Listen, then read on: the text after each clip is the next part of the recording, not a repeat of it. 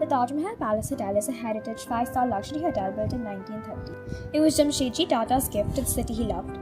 It has been home to many distinguished guests such as the Dalai Lama and George Bush. It was attacked on 26 November 2008. We remember 26/11 every year to pay tribute to the brave heroes and victims of that day.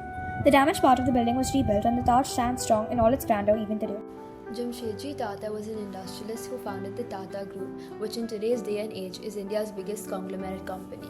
Tata was a philanthropist, particularly in the fields of education, seen by his establishment of IISc, Indian Institute of Science, and healthcare, seen through the construction of the Tata Cancer Research Hospital, besides laying the foundation for the Indian industry with Tata Steel.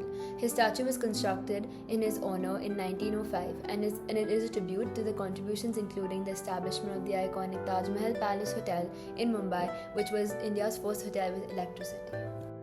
Flora is the Roman goddess of flowers standing atop the fountain. It's nice to think of her looking down at us and blessing us. She's seen Mumbai evolve through the British era and our resilient struggle for identity in 1955.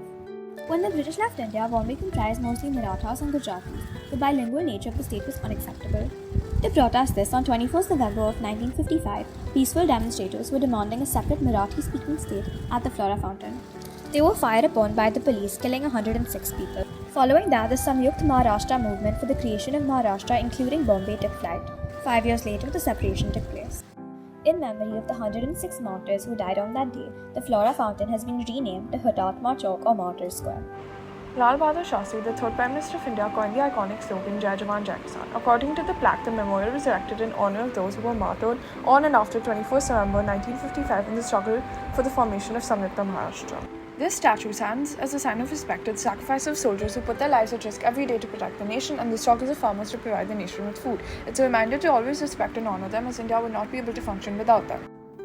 The Shivaji Maharaj statue was constructed in 1960. The statue, designed by sculptor P.V. Deolekar, was built using bronze. The technique used was lost wax casting, a traditional method which has been used in Indian sculpture for centuries. The statue serves as a powerful reminder of Shivaji's legacy and his contributions to Indian history, and it continues to inspire patriotism and national pride among Indians.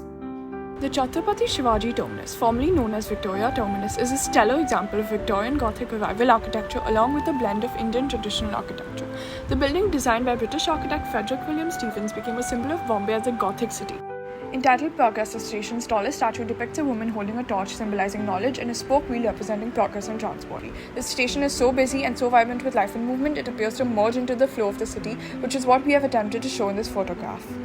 The Brihanna Mumbai Municipal Corporation building is a V-shaped building housing the largest civic body in Asia, the Municipal Corporation of Greater Mumbai. The structure was built using a blend of Venetian Gothic and Indo-Saracenic architecture during the late 19th century.